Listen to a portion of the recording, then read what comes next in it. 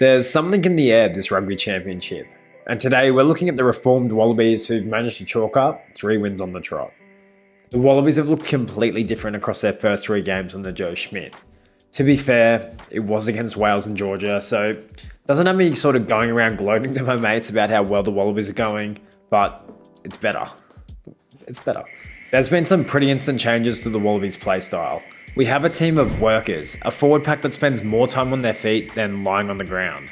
Our attack variation and ability to string phases together is actually really nice. We've got some cheeky passing play happening between the forwards, we've got backs that are shaping one way and then hitting the other, and we're also going the pick and drive just on command. We're not actually forced into it through slow ruck speed.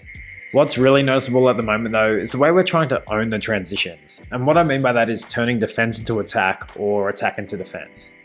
It's such a high percentage of ways tries are actually scored off a turnover. And traditionally the All Blacks have owned this space and absolutely punished teams. More recently the French.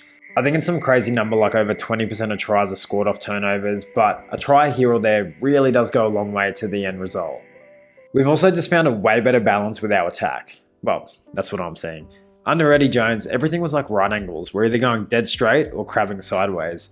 At the moment, with that little bit of extra versatility, we're managing to just get on the outside, get across the advantage line, find a weak shoulder on the inside, and it's really paying off. The squad itself's just had some forced changes due to injury. Probably the biggest out here is Fraser McReight. The last few games he's put together for the Wallabies were world class. There was nobody playing better in a Wallabies jersey. The Wallabies losing their open side flanker is like any other team losing their fly half. That number 7 jersey has just always been such an important part of the Wallabies DNA. Liam Wright's also out due to injury. Ouch, that bloke can't catch a break.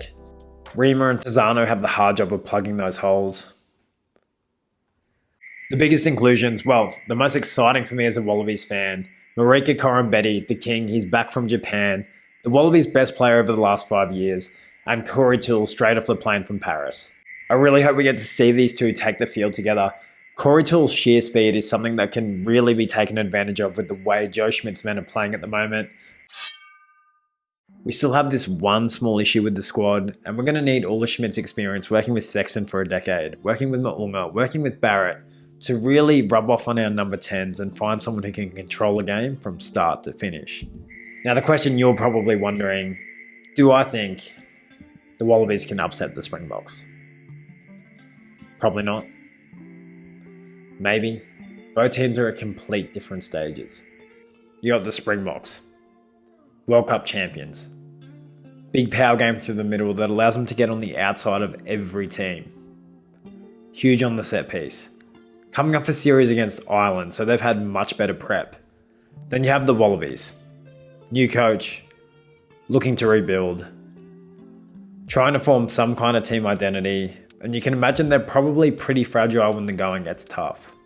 But it'll be interesting to see how these two styles match up. All signs point to the Springboks, but they're 12 losses from their last 13 games against the Wallabies in Brisbane. You know, the Wallabies might be able to sneak a win over the Springboks in these first 2 games. Probably not, but it'll be much closer than what they were dishing up under Eddie Jones. And who do I think is going to win the championship? Well, it's tough, you know. I really think New Zealand are about to go on a tear under Scott Robinson. I think they're about to have a resurged All Blacks era. 90% win rate as a coach. He's got the dream team around him. Ardie Savea, I think, is back from Japan. Just all signs are pointing to the All Blacks going on a bit of a run. But they'll have to beat South Africa and South Africa twice, and that's tough. That's tough. I'm really looking forward to it. Let me know in the comments below who you think has it. Thanks for watching. Why do they do this? And if I do fall down, if I do fall into pieces, put myself together.